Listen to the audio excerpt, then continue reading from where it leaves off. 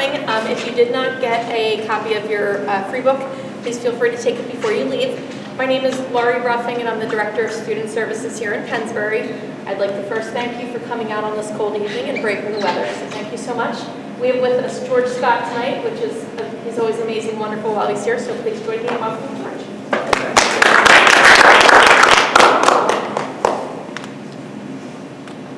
It is a cold night. I was telling Lori when I first pulled up, like I wasn't quite sure because I'm unfamiliar with the building. I've been to the other building once. So I park my car and I go to this door and I go to this door and I keep going to this door. But I persevered. I found the door and I got in. Welcome. Usually, mostly I begin these conversations with teachers and with parents by saying good evening or good afternoon, but it may not be. And what I recognize the fact that you're here for a reason, and you probably have some worries or some concerns. You want to hear something, you want to be encouraged, you want to hear some optimism because it is really difficult for our children that I'm going to be referring to as babies. It doesn't matter whether they're 3-year-olds or 15-year-olds or 18-year-olds. There are babies. The culture often isn't friendly toward them, isn't kind toward them. And then on top of that, moms and dads, grandparents, great-grandparents, they have a lot of stresses on their own. And what that does sometimes is it distracts you from doing the kinds of things that your kid needs. So it raises the question, what do children need? So back in September of 22, I was here in the district, and I've been very fortunate for the past 3 years. I've been invited to come back and kind of do different kind of roles with staff, administrative staff and teaching staff. And I was invited to be a part of that Parent Academy evening. And that night we talked about penguins and rat pups. Who was anybody there at the time? You remember my penguins and rat pups? I'll reference them because penguins and rat pups give us some really good lessons about the vulnerability of children, what kids need, and what our responsibility is as adults in their lives to make sure that they are healthy emotionally and physically. So we'll talk about that. So tonight I wanted to do it a little bit differently, and I wanted to talk about, it's a parent forum about healthy kids. What is a healthy kid? And you know what a healthy kid looks like when you see him or you see her. How did that happen? And if they're not healthy, is there anything that we can do to help them get back on that track? So let me begin with a really positive message because I think it's important. It doesn't matter how old they are, it's never too late. It's never too late. And the second thing is, when we change the environment around kids, their brains begin to rewire and do some things differently. My brain is telling me to tell you this about some of the behaviors perhaps that you see. The behaviors that we see in kids that we would say is bad behavior or disruptive behavior, obnoxious behavior, disrespectful behavior, is usually survival behavior. They're trying to figure out how to do the moment, either with you or somebody else, and if they feel threatened, threatened means I may get hurt, threatened may mean I'm going to be embarrassed, threatened may mean nobody's going to like me, they're going to laugh at me. All of those things threaten some kids, and they will do whatever they need to do to survive that moment. They will bolt, they will fight, and we want to talk about that because the healthier the children are, the less they need to use survival behavior. And one of the biggest things, and that's why the district was so kind to bring this book to you tonight, one of the best things adults can do for children is to show up. However, the adult who shows up has to be healthy themselves. Here's what the research says. Unhealthy adults cannot raise healthy children. In the school, what we know is unhealthy teachers cannot do well in managing and raising up healthy children. Children need environments that in fact are influenced by adults who in fact are really regulated. You'll hear me use that phrase later. They're really regulated. They know how to engage. They don't get offended. They don't lose their patience. They don't yell and scream, and they don't throw them out and say, go to the office or I'm suspending you from school. Healthy adults don't need to do that. And when kids are in the presence of healthy adults, kids become healthy. The power of showing up. But then we also want to talk about, well, what are the signs? What do we need to know? What do we look for to let us know that a child may not be in a healthy path or in a healthy place? So the story that I want to begin with is a story that just uses the phrase Kissarian and Gary. And actually, that emanates with these fellas here. And these guys here are from that place called Kenya on the eastern coast of Africa. And the Maasai tribe are the most fearsome and intelligent warriors in the area. Smart and powerful. And when they greet each other with the phrase Kissarian and Gary. It's how they always in passing use that phrase. It's shared between the tribal members, Kissarian and Gary, and what it means is this, and how are the children? Think about that. This powerful tribe greets each other with the phrase, and how are the children? Because what we know, what they know is protecting the young and the powerless is their number one priority. They need to show up.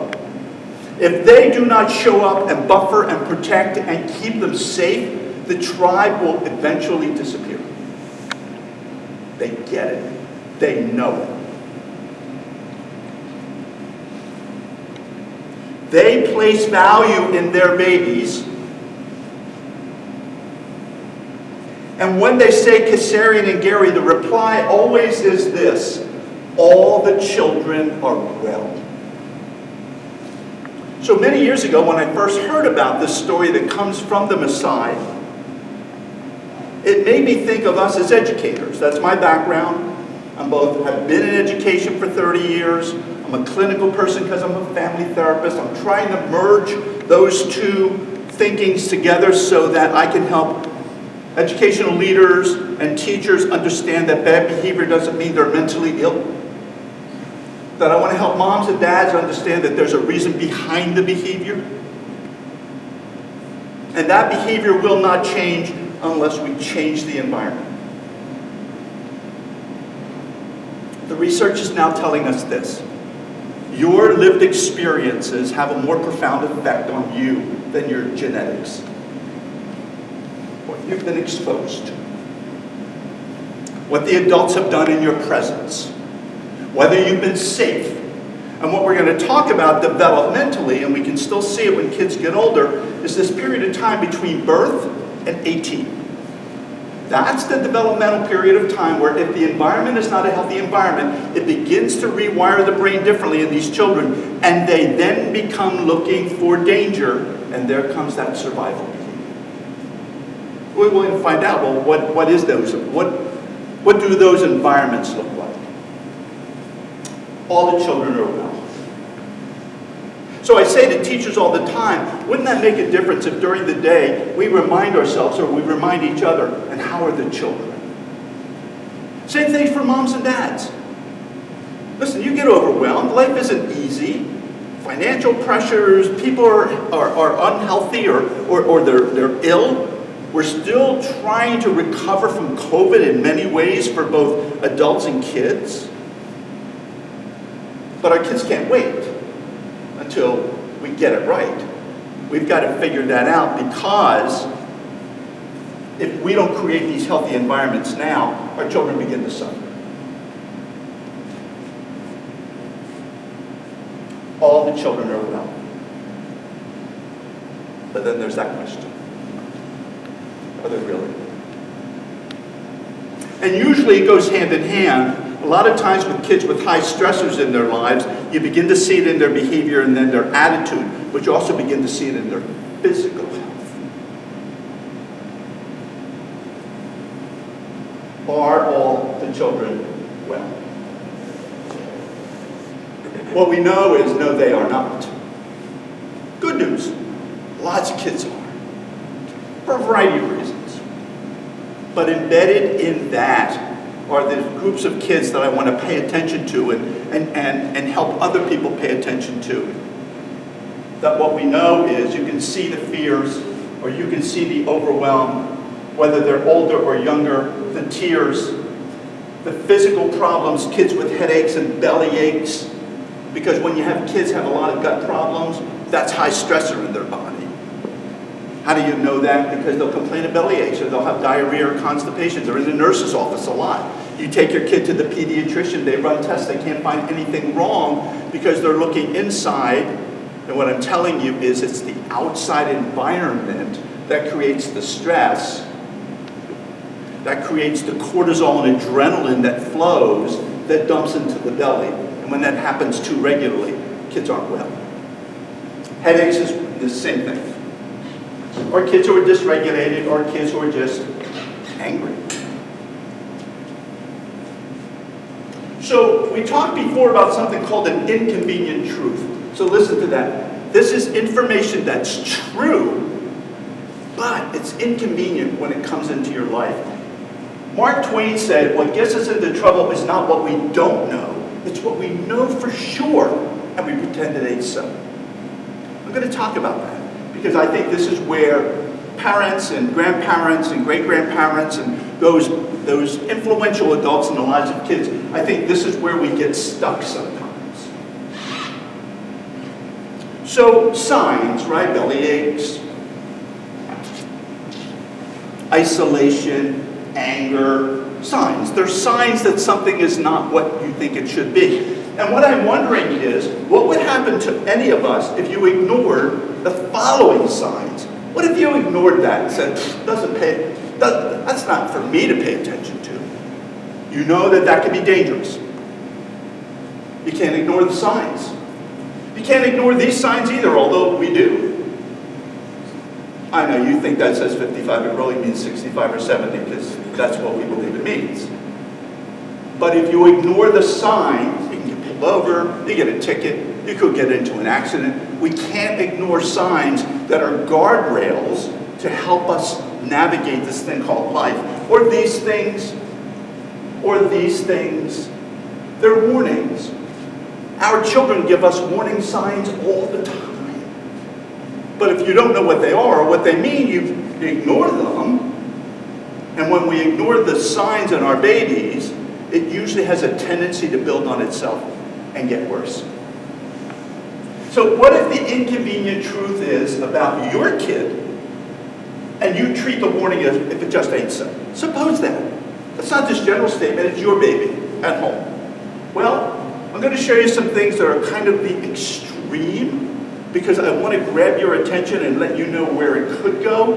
But what I recognize the fact, without talking to any of you about your own children, is that your kids may be struggling a little bit differently. And I'm willing to listen to that and to respond to that. But I want to show you what happens when we're not paying attention. We're not protecting kids from those stressors. By the way, you're going to read in that book, Dan Siegel's book, he uses the word to buffer. To buffer means that somebody's got to stand between the stressor and the child and protect them from it. If you were here before, you remember with the penguins are adaptable to the cold until the storms really come, and then the adults show up and they gather together to keep them safe. The adults buffer them from the storm. And our babies need a similar kind of thing, particularly from birth to 18. That's what the research says. I want to add my own, hope I'm not being obnoxious here, my own additional piece of this. I'm of the belief that some of our babies begin to be influenced by stress while they're in utero. That if the mom, the pregnant mom, is under high stress, domestic violence situation, financial situation, is always worried, cries a lot, churning with adrenaline and cortisol, so will that baby be when that baby is born. Doesn't mean it's a dead end. What it means is that little guy or that little girl will have a really difficult beginning. And sometimes we look back and it's not the mom's fault, but it is a fact. So what are some of these things? Well, we know our kids are in trouble when they begin to smoke at a young age or use marijuana or they get into alcohol at home, and you know it. And you yell at them, "You can't drink! Stop smoking that weed!" And they don't stop. Well, what I'm saying to you is, am I concerned about that? Yeah, but here's why I'm concerned. Because they are unable to regulate their natural feelings, emotions. They need help, so they smoke or they drink, and they feel better in the moment. Let me be really clear.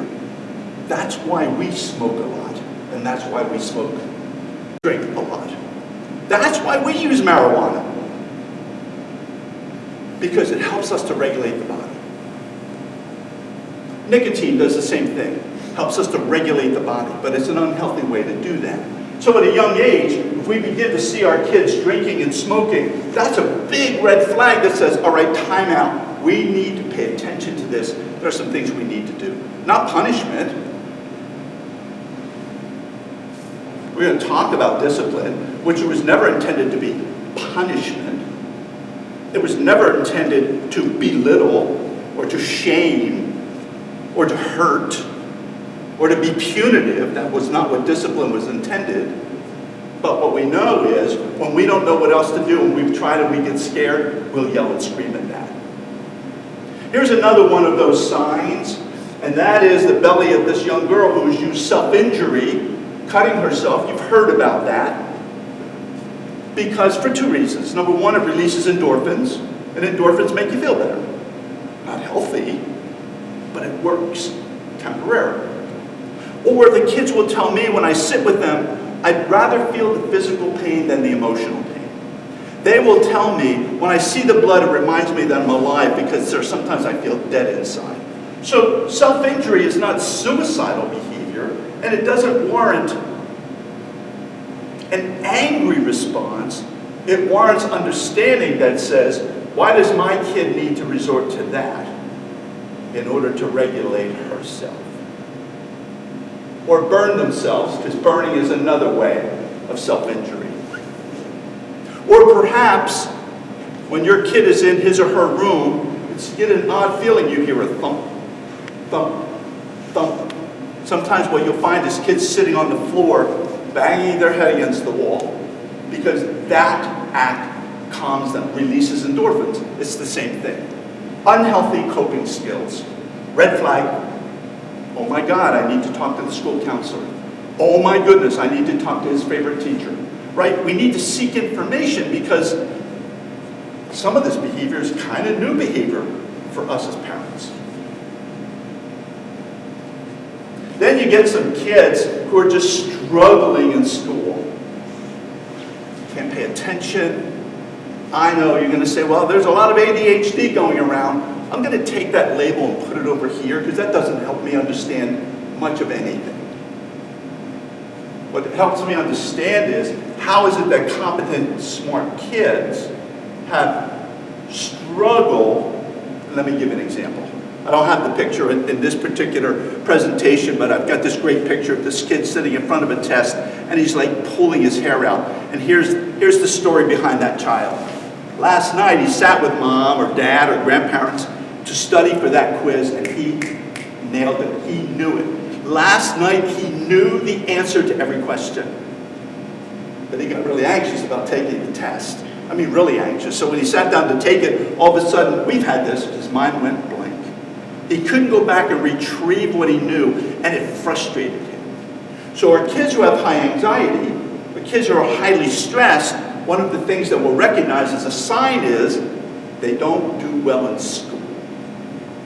Not just because of disruptive behavior, but they struggle in their learning, and they don't even know what help to ask for.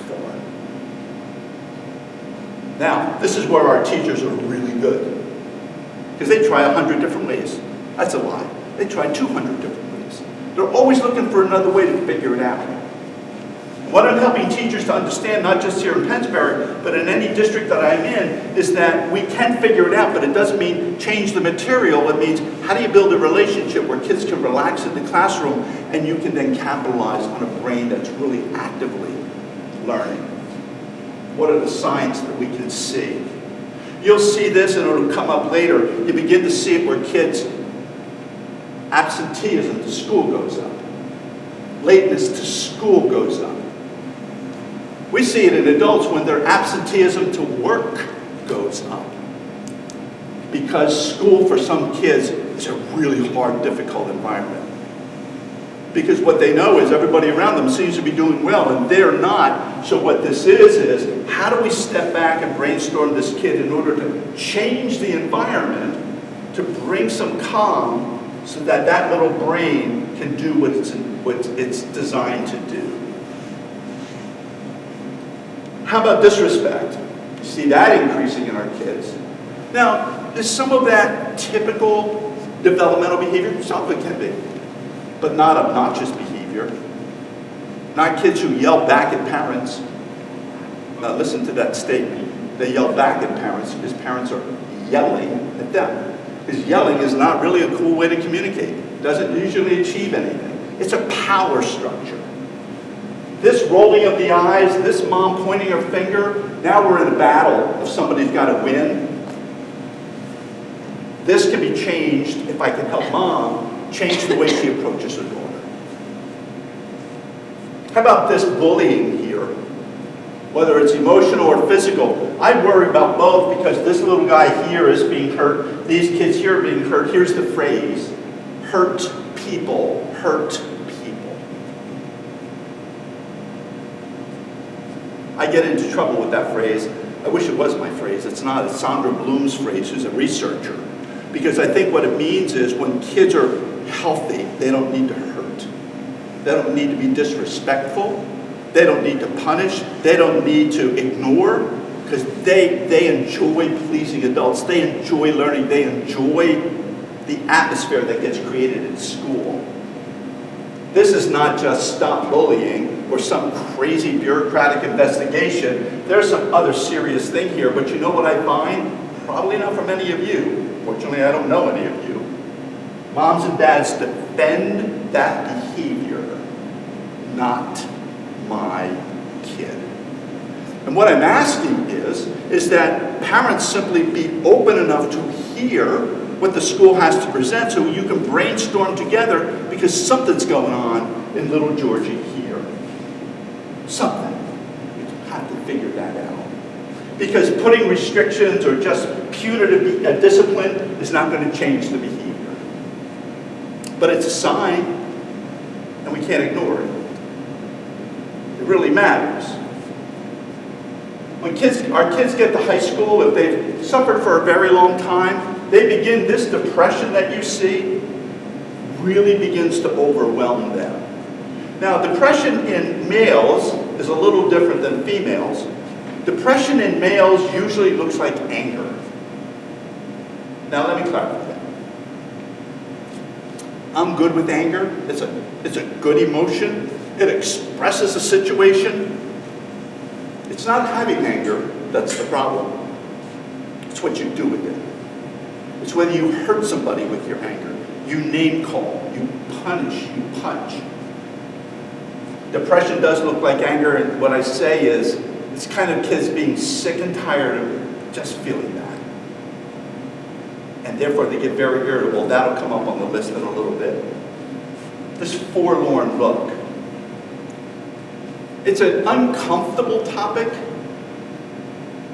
but it's an inconvenient truth.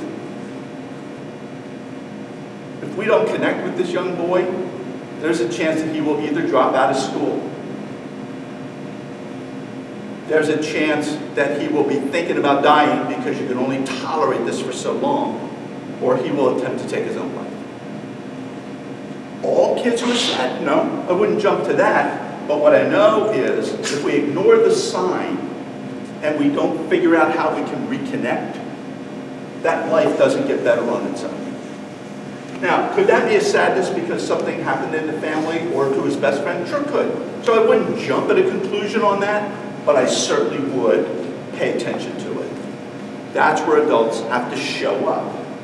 And then you get this little guy here. That's the rage or the dysregulation or you look at your kid like, who are you? How did you get to, why are you yelling at me? Because this is not controllable in the moment. We should always be able to manage our feelings. This little guy cannot. These are the signs that if we ignore them, if we don't show up and pay attention, then our kids are certainly not going to do well in school, usually. Then there's you. How about that? I know. Sometimes you're just so busy. You got so much going on in your life. You have 2 jobs. If you're in a partnership, a marriage or a partnership, and both of you are working a lot, you're exhausted. Overwhelmed and exhausted. Got it. Not condemning that. Sometimes you ignore your gut feeling that says, oh, something's going wrong. I got to grab hold of this in my daughter or my son. But because you're overwhelmed and busy, you say, it'll be okay. I'll get to it. I'll make the call next week. It's an inconvenient truth. It comes to you in a moment where you realize something's off, but you ignore it. Or sometimes you're simply confused and don't know what to do. I don't know what to do. Who do I call? I'm embarrassed to call. My kid's behavior is terrible. They're not doing well in school. They used to do well in school, but not now. So the more the adults can work together around these issues, I think the more likelihood our children have a good opportunity to heal. So this interests me, right? Research suggests that the most critical thing for you, for your kids, is not loving them. Instead, what the research says is, it's actually providing them with a sense of calm, organization, and safety. When your kids feel emotionally and physically safe, when you buffer them from the big stressors, the adult issues, that's when our kids do better. And that's part of our responsibility, I believe, as an adult. So healthy can look like that. What are the protective factors? What are the things that you can do? What are the things you step back in terms of your own family and say, hey, listen, when my kid needs physical attention, do I have access to a pediatrician or a doctor? And if they're really struggling, how can I get a counselor or a therapist to kind of give me some advice on what to do? Acting on that, using school counselors, social workers, taking care of those physical complaints like those belly aches. When parents are able to do that, the message to kids is you matter, just like the Messiah, and we will make sure you're okay. That's our job. Protective factor, the more connected the kid is, the healthier. If they're connected to other healthy kids. If they're connected to a bunch of kids who are not healthy, there's nobody to break free of that. Social groups, that includes how the family gets along, and I'm going to poke at that a little bit in just a minute. That you're able to encourage your kids to seek help when they need it. Kids who are afraid to seek help suffer alone. Let me tell you what that looks like. There again, this is a hypothetical. This is none of you folks. Let's say that there's a lot of stressors in the family, and mom and dad have been battling a lot. And there's a blow-up. And when that blow-up is over, the dad or the mom goes to that kid and says, come here for a second. I got to tell you right now, when you go to school tomorrow, don't you be talking about this stuff to that counselor or the nurse. Don't you be doing that. Because if you tell these family secrets out there, you're going to pay a price for it. No matter how ugly that situation is, that child is absolutely loyal to that parent. Now, I get it. It may be embarrassing, but here's what you just did. You laid the seeds to distinguishing help-seeking. across the board. That kid will not go to any other trusted adult and ask for some help because there's a message back here that says that's not what we do. Kids who can't seek help suffer more. And then family cohesion. Doesn't mean you don't have your arguments or your fights, or you don't. There are times when there's stress in the family. It doesn't mean that. But what it means is everybody's got their family's back. We're good together. Protective factors. Lack of access to alcohol or drugs. Let me give you another example about that. Remember, we don't like to feel dysregulated. If we don't know how to calm our bodies, which we are capable of doing, then we'll seek to ingest something to help us. If you have alcohol in your house, no judgment here. God bless you. Bless you. When you come to my house, I have alcohol as well.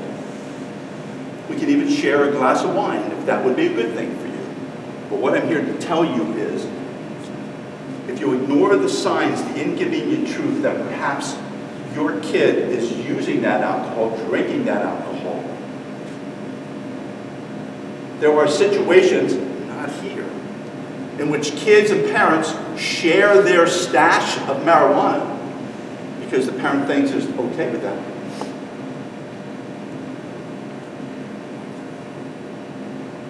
A young lady who is thinking about dying will go and steal pills and stockpile them because she has access to medications.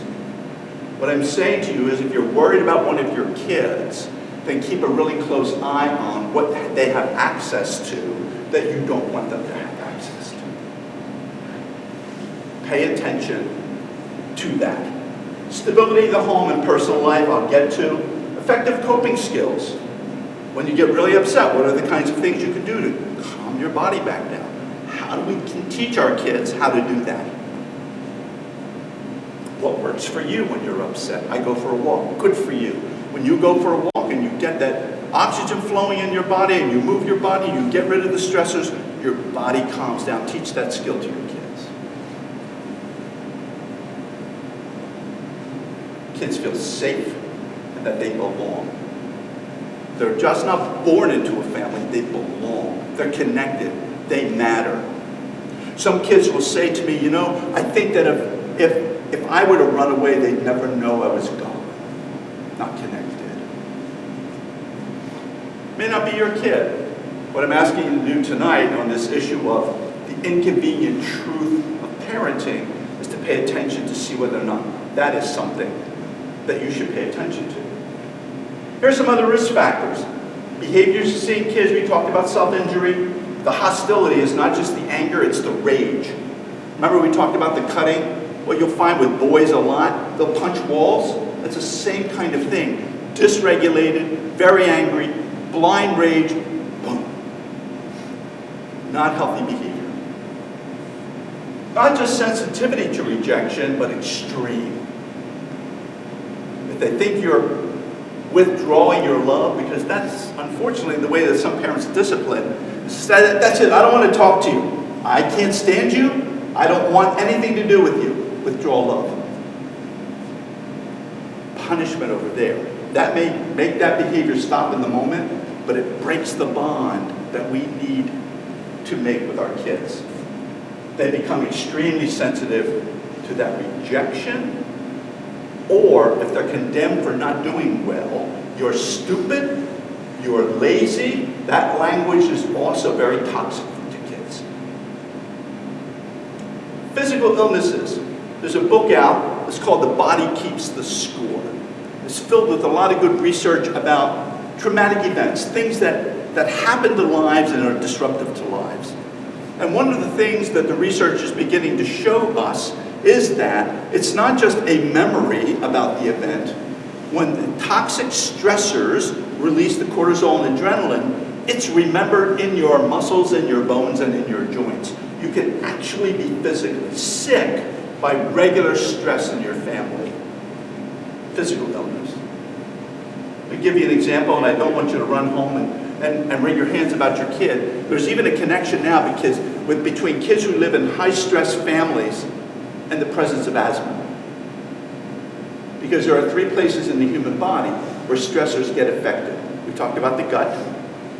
The other is the lungs, pulmonary issues. And for us, if we accumulate too much stressor, it happens here in the chest, we get high blood pressure, we get early heart disease, because the body organs can only take this toxic stress so much. How do we either shut that down, shut it out, or how do we eliminate it from our body? Physical illness. There's the absences and tardiness, or there's the decrease. Your kid used to do well and now not. They haven't gotten less smart. Something else is going on that we need to be curious about. Here's another caution. I promised all of your children that I would protect them from you when I say the next thing. Don't go home and wake them up and interrogate them about the worries that you have about their behavior. Let me see your stomach. Are you banging your head? Let me smell your breath. Do you drink alcohol? Please don't do that. What I'm saying to you is there's lots of ways that human children seek to regulate their body, seek to keep their identity, and some of that is very risky behavior. I'm concerned about our kids. I led with that statement. I'm concerned about our babies because I do not believe the culture out there is kind to our kids. I think what they are exposed to is toxic and dangerous. And it requires adults like yourselves, me, people here that I'm working with in the district to be able to buffer our kids from that and help them to heal from that. Here's what storm clouds, remember we talked about hurt people, hurt people? The storm clouds from the penguins sometimes look like this. Now's the time for you to think about the household. The kids and the adults that are in your home. Sometimes adults are harsh, critical, and sometimes mean to kids. And that's true. Now usually it's true because things seem out of control. Usually it's true because mom and dad or the adult in the family has also grown up with some significant stressors. You have hot buttons. You can't talk to me like that. Who do you think you are? Does that sound familiar? Sometimes in families there are adults who are harsh, critical with other adults, screaming, yelling, arguing on a regular basis. Sometimes in families, discipline looks like punishment. The most common one today that I just don't think has a purpose is give me your phone. You're going to continue to do that? Give me your phone. That's a tough debate because of the value that we've placed on phones. I'd rather discipline look like, well, you know I don't approve of that. If you had to do it over again, how would you do it? Let's try that the next time. That's good discipline. No exclusion, no go to your room. I don't want to talk to you, none of that. If it's punitive, if you have so much anger in you that you want the child to hurt in order to learn, then it's not good discipline. Children who can't find an adult that they trust and feel safe with.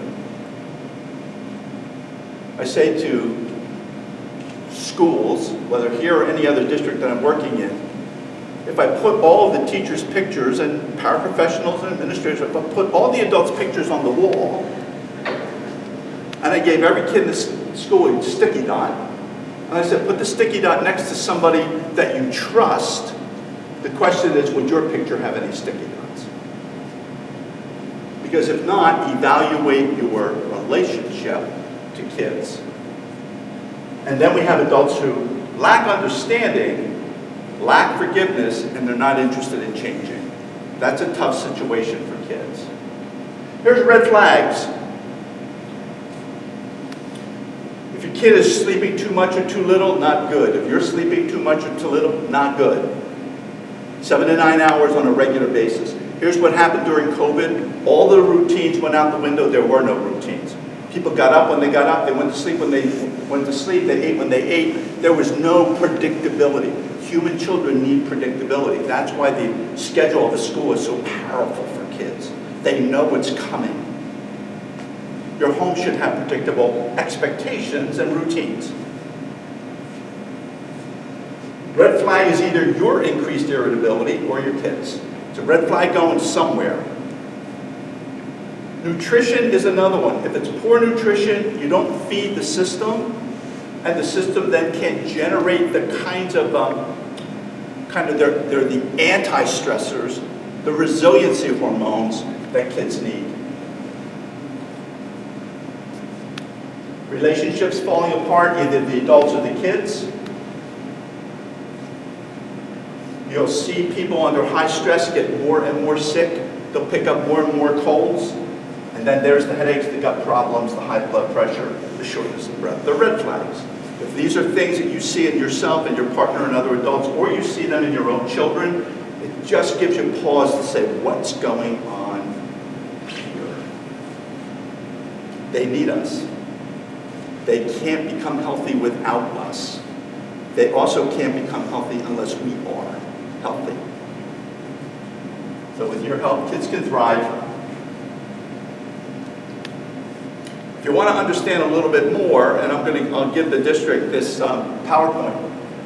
This is the book that's available tonight, so good for you. That's the first one that I would recommend. See what it says, how parental presence shapes who our kids become and how their brains get wired. What you see is a reflection of who you are and how you are.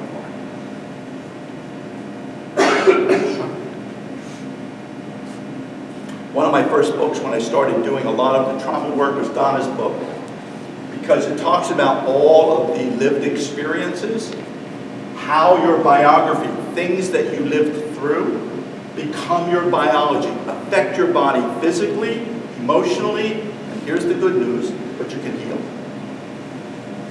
Change and healing is always possible. Another one of her books is The Last Best Cure. And it's about taking a look, assessing where you are, changing those things that are not healthy, and see how your body responds to it. This book is written by a pediatrician, Nadine Burke-Harris. The Deepest Well. What she realized, she can keep giving out medications for all kinds of things, but if the environment is not healthy, you just never get the cure. You never get the solution. Dan Siegel's other book, The Whole Brain Way to Calm the Chaos and Nurture Your Child's Developing Mind. We now know kids' brains change, good or bad, based upon the environment that we create for them. And even for us, probably one of the older, if not the oldest in the room, my brain is still changing as I involve myself in good work or bad behavior. We're always, always wired. All of your children are well. Or we can make it so. That's me, my cell phone, my email address, text me, I'll answer your question, call me, I'll talk to you and give you direction of what I think you can do to help, or send me an email. And I did that in about 40 minutes, so good for me. So let's make this personal, if you're willing. I'm also giving you the option. I'll stay behind a little bit and do a private, try to understand what you're telling me about your concern and giving you some direction, or you can ask it here. Keep this in mind, however, it's being recorded, so you may or may not want people to know that you're asking a question. So when you ask a question, don't ask a question about your own kid. Ask about a neighborhood kid or hypothetical kid, not a question about your own kid. Yes, ma'am? Well, I was going to ask a question about probably a lot of our kids. So much of their interactions with their friends are dependent on that phone. Yes. They're texting, they're discording, they're group chatting. At the same time, we know that constant input of that technology, constantly having it in their hands, is not healthy. So how, especially after the pandemic, when the only way they can interact was through that connection, how do we rein that back in? It's a great question, in a healthy right? way? There's a dependency. We've had it. As I've been standing here, just like me, your watch has been buzzing you. I know it, we're connected. Here's one of the ways I suggest. It's kind of, sometimes we got to give our bodies and brains a break. So you can do a technology break. Now there's a problem with what I'm going to say because this has fallen apart as well. The dinner table. A lot of families don't have dinner together. The research says that families who sit at the same table at the same time are healthier because the family stays connected. Less premarital sex, less drinking and drugging, better outcomes in school, simply by coming together around dinner. Now, if you don't do that because schedules in front of the TV, they're up in their room, they're eating while they're doing homework, or they're just in their room, you're going to have to begin that by saying, hey, we got a new thing coming, one time a week, we're all going to get together and have a meal together. Now, you might, because of work schedules, there's never ever anybody in the house at the same time. So then pick a time when you know there can be and make it an activity. 10 minutes. So number one, gather, but number two, gather without phones, including you. Phones have to be in the other room. It's a real small step, but it's a really important step. The message is we can reconnect as a family, and at least for 10 minutes, 15 minutes, 20 minutes, half an hour, we can live without our electronics. The second thing also would be, because of the sleep one, no phones in rooms. Not because you don't trust what they're doing, although you may not trust what they're doing, but it's because it's a distraction. And here's a couple of things about that. The blue light of a phone or an iPad or a computer shuts down serotonin production in the brain. And therefore, if you're on your computer and then try to go to sleep, you probably can't.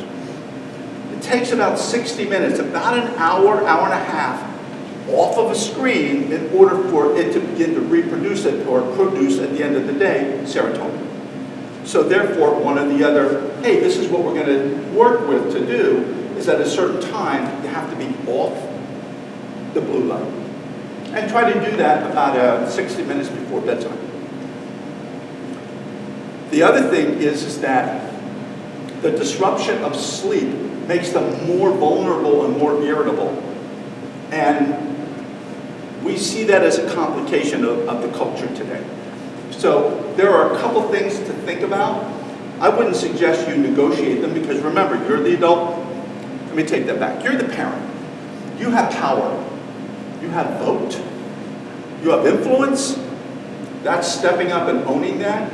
And you don't have to do it in a harsh way or demanding way, but you can work toward that goal. I think that's a good way to start. Yes, ma'am. I have a question about your comment with discipline Yes. versus punishment, Yep. which I agree with. However, I also think there is some value around consequence. Yes, very much so. So I'm curious about how to incorporate consequence with discipline without it being seen as punitive. Punitive doesn't mean it's not a consequence. Punitive, what it means is that the child's reaction is not shame. Come on. How lazy can you be? We've talked about this before. Now, that yucky face, that name calling might be seen as discipline, but actually it's shameful discipline. Not useful for kids. What's useful for kids is setting up in advance the loss of a privilege. That's very effective. I noticed that you've been kind of really irritable with me recently, and I don't like it. And I hope I don't talk to you that way. So I'll tell you, here's what's going to happen. When I hear that again, you're going to, something that you have set up in the household or in the family. You might say to them, you're going to lose 15 minutes of computer time, right? So it's a consequence. It's tagged directly to behavior, but you got to be consistent in doing it. And you're not even judgmental about it. It's just a matter of fact. This is what we're going to do. I don't want to do that. Do you have another idea? You can ask your kid, what would work for you? I think I should have my computer whenever I want, for as long as I want. Well, that doesn't work for me. So unless we can come up with something else, that's going to be the arrangement. So it's always an issue of cooperation, not negotiation, consequence that's related to the behavior, and usually we develop that around something that we know is a pinch to the kid. If, for instance, if your kid said, I don't care, I don't like being on the computer, then don't use that. That's not going to work, right? So you got to make it personal, but you got to, if it's kind of absent now or it's inconsistent now, build consistency, and also at the same time, make it humane, make it reasonable, right? You're not trying to make them leave the situation feeling bad about themselves. Consequences are good. I know this guy. He's got a 12-year-old daughter, and they did everything together. And now he's suddenly old hat. It almost happened overnight. And the suggestions to do stuff that would happen in the past are not even really bantered about. It's kind of like an isolation thing. It's almost like strangers. It's kind of, and I know this guy, he's frustrated with keep running at her with ideas of, outside of school stuff, or just let it breathe. I don't know what to tell him. The guy that you know, it sounds to me like he's sad by this change, right? That in fact, his little girl was they were just buddies for a really long time. They enjoyed each other's company. Now, partially what has happened is she turned 12. It's not the whole thing. It's not like 12 is a magical devil age. But something was happening in terms of her changing. I always think it's good to be honest and to be able to say, tell your friend, say, hey, listen, when you get the chance, why don't you just say to your daughter, I noticed, I've been observing, we haven't been spending as much time together. And listen, if that's how it needs to be, I guess okay, but it makes me really sad. Is there something that we can find together maybe on a Saturday or a Sunday? Because that would be really helpful for me. Now, you might get a shrug, you might get a nothing, but I think the best way to reconnect with kids is let them know you want to. And to give them an opportunity to tell you why it changed, or tell your friend why it changed. But I wouldn't give up. Because here's my conclusion about that scenario. If those first 12 years were really solid, your friend may have lost the connection, but it'll come back because the first 12 years were really solid. You don't quite understand the variables that got in the way. Something did. Friend, middle school, something. Hormonal? Well, hormones get blamed for a lot. Yeah. So could it be? Yes. Could it be she feels different or she feels uncomfortable? Or perhaps your friend may need to change the kinds of activities that he's suggesting that they can do together. Or you can invite a friend. Hey, listen, we're going to the park and throw frisbee. We're going to go and do that. Why don't you have a friend come along? Listen, I'll give you guys space while I take a walk, but that would be really nice for me. So you begin to have conversations that allows her to maintain comfort and reconnect because that's something really important to you. Thank you. She's still your little girl. Yeah. Or your friend's little girl. Well, should I tell my friend that this is good? I've got other friends who tell me that they've gone through the similar thing and it's lasted 4 years or such. That'd be a long time. Yeah, it takes a while for that to kind of. Now, one of the things we didn't consider is that Dad turned into a jerk. If Dad becomes a jerk because his daughter is now 12 and become a young lady, then maybe Dad's behavior is one of the reasons why she stepped back. So when you do that self-assessment, say, well, no, I know this is awkward for me sometimes. My little girl when she was 6 is very different than my little girl when she was 12. 4 years is a very long, I think, a very long time. If that's a solid connection, kids need that. And to go without it for 4 years, there's some other kind of variable. Okay. Yeah. I think. My question is about why children are having all of these problems. Anxieties, issues. Yep. Wanting to be on their phone all the time. Yep. Wanting to go to their room, disconnecting from their parents. I don't get it. I mean, I do. I see this culture as poison to children. To some And children, to more so to adults some. Yep. also. Yes, I agree with you. But it's heartbreaking Yes. because you can just see it. They Yep. get, like my grandson already is playing video games. I mean, he would do that all day if he would let him. I don't want to use the word, And, I mean, I was raised, of course, I'm old. I was raised with serious discipline. You know what I'm saying? I was spanking, hollering, screaming. it explains a lot about you. Yes. Yes, I'm sure. But it does. But I never reacted the way some of these children are acting today. Yeah. I mean, honestly, I've never seen anything like it. It blows my mind. I talk to other people, some of the things their children are doing. It's like, what? So narrow that down to a thing that bothers you, rather than this global, everything bothers me. Give me an example of one thing. Okay, it's hard to do. There's so many. I just feel like children are more and more disconnected from their parents. Absolutely true. The families. Some kids, not all kids, some kids. Of course not all kids. Yep. That's a generalization, I realize that. But I think the family is being undermined at every turn. By, Schools, how would this, the culture. certainly the culture.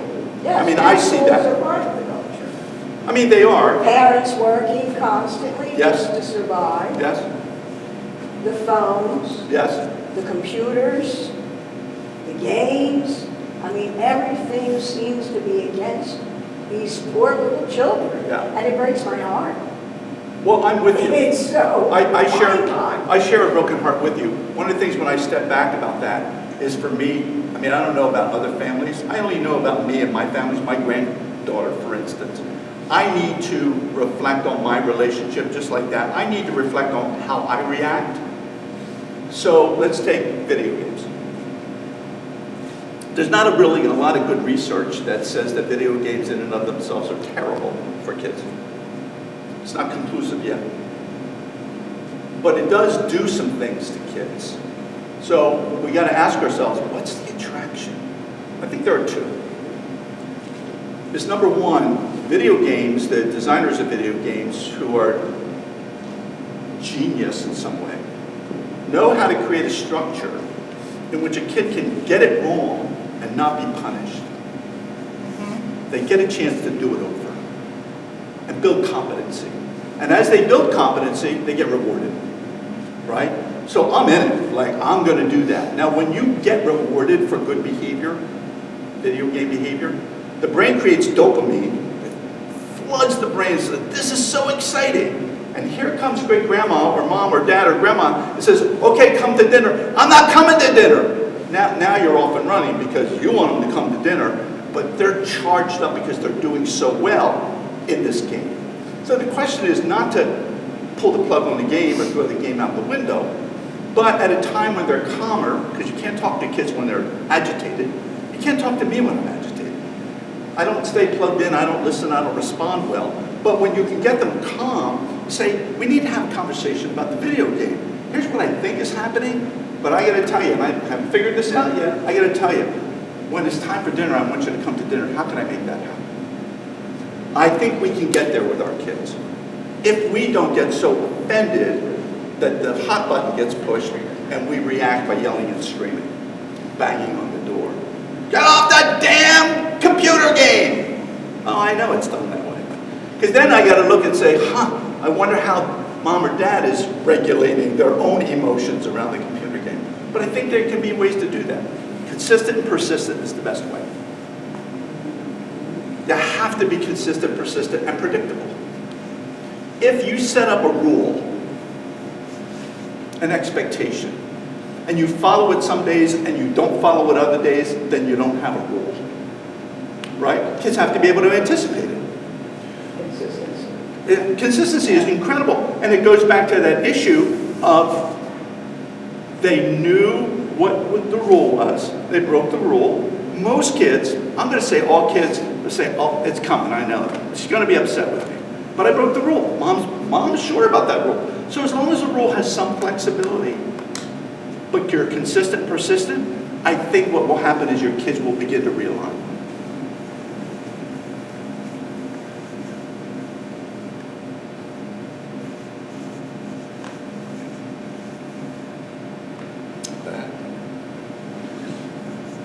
I'll hang out another 10, 15 minutes. You have a comment? Come and ask me. Be happy to do that. That book was selected because it is such a direct compliment to the power that you have by just being a parent.